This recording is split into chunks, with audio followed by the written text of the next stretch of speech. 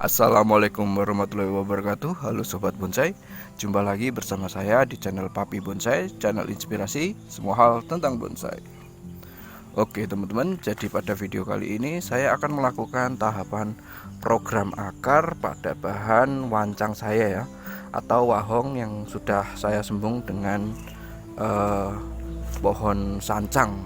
Nah ini contohnya, ini kan sudah saya sembung semua teman-teman sebenarnya. Nah ini berhubung ada sedikit kurang enak dipandang di bagian kaki-kaki, yaitu di bagian perakaran.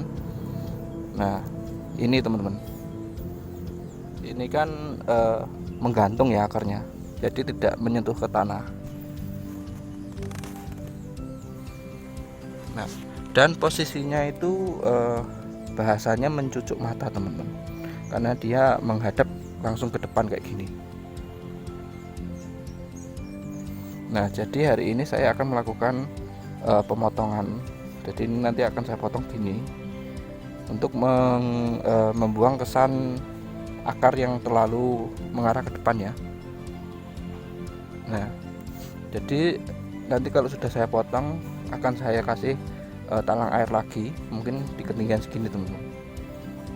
Jadi untuk merangsang pertumbuhan perakaran baru di bekas potongan ini tadi. Oke, jadi ini adalah salah satu teknik saya dalam hal melakukan program akar pada setiap bahan yang masih saya grounding ya. Nah ini, jadi kenapa kita harus memberikan talang air tambahan lagi? Jadi ini nanti double ya teman-teman. Nah itu fungsinya agar tentu saja agar bekas potongan akar tadi kita timbun dengan media, sehingga akan merangsang pertumbuhan perakaran baru teman-teman. Nah nanti kalau misalkan udah tumbuh akar baru dan sudah benar-benar kuat, kita bisa copot kembali untuk talang airnya yang bagian atas. Nah itu nanti masuk ke dalam fase pembesaran akar. Nah kebetulan saya juga sudah punya contohnya. Nah ini dia contohnya ya teman-teman ya. Jadi ini adalah bahan wancang juga. Nah ini sampai untuk sambungannya sampai nggak terlihat teman-teman. Jadi kembali lagi ke masalah perakaran. Jadi ini adalah akar baru 1, 2, 3 ini. Nggak tahu yang bawahnya masih ada atau enggak. Kayaknya juga masih ada. Ini adalah akar-akar baru yang sudah saya proses melalui program akar yang seperti tadi ya. Jadi ini dulunya kan nggak ada. Saya kasih talang air lagi sampai segini. Saya timbun dengan media. Jadi gunanya untuk merangsang pertumbuhan perakaran baru teman-teman. Nah ini adalah salah satu keistimewaannya wahong. Selama dia ketimbun media, pasti akan keluar akar, meskipun ukurannya sangat kecil-kecil seperti ini. Nah ini karena kemarin ini sudah kuat, saya buka masuk ke tahap pembesaran perakaran. Jadi kalau kita sudah masuk ke tahap pembesaran perakaran, sebisa mungkin untuk akar-akar seperti ini kita expose teman-teman. Jadi nanti logikanya dia nggak akan menyerabut terus, tapi dia akan fokus pada pembesaran. Seperti halnya ini yang sudah saya lakukan ini. Jadi ini adalah salah satu bukti pemrograman akar yang saya lakukan.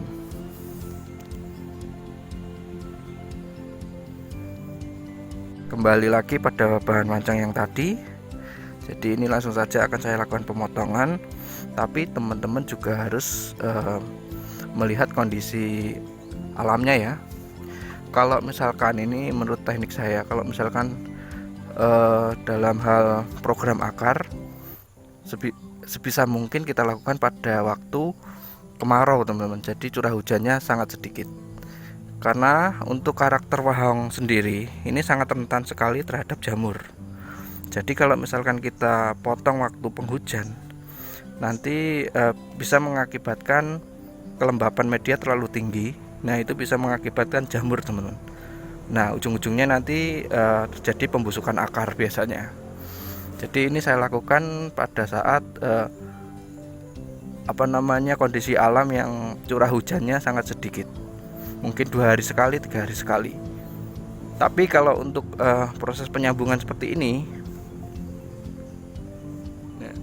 juga itu kalau bisa kita lakukan pada kondisi lembab, yaitu di masa penghujan itu lebih bagus untuk mengurangi tingkat kesetresan.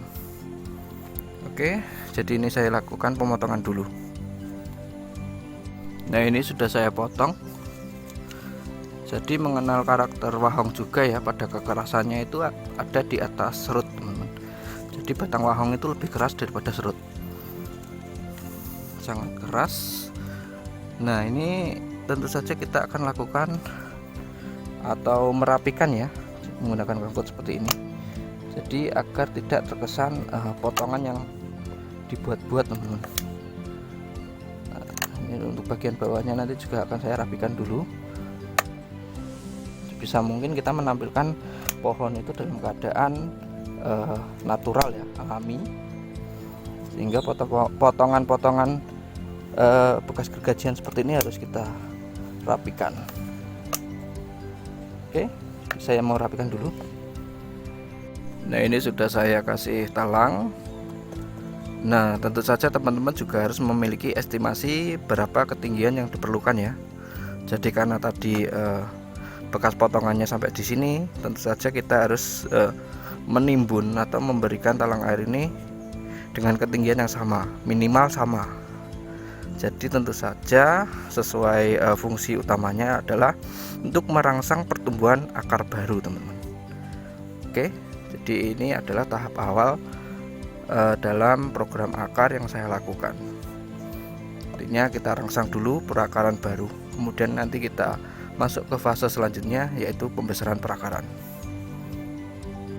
Oke, jadi ini saya rasa sudah cukup.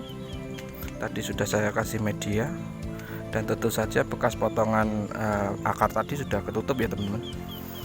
Jadi kembali lagi, intinya dalam penambahan media seperti ini adalah untuk merangsang pertumbuhan akar baru ya, teman-teman ya. Jadi kita lakukan teknik double grounding seperti ini.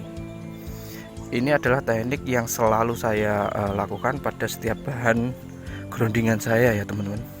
Apalagi di waktu program akar. Tidak hanya itu, sebenarnya bahan saya yang sudah di pot saya lakukan double grounding, tapi dengan fungsi yang lain. Biasanya hanya untuk menambah tingkat kesuburan pada media. Jadi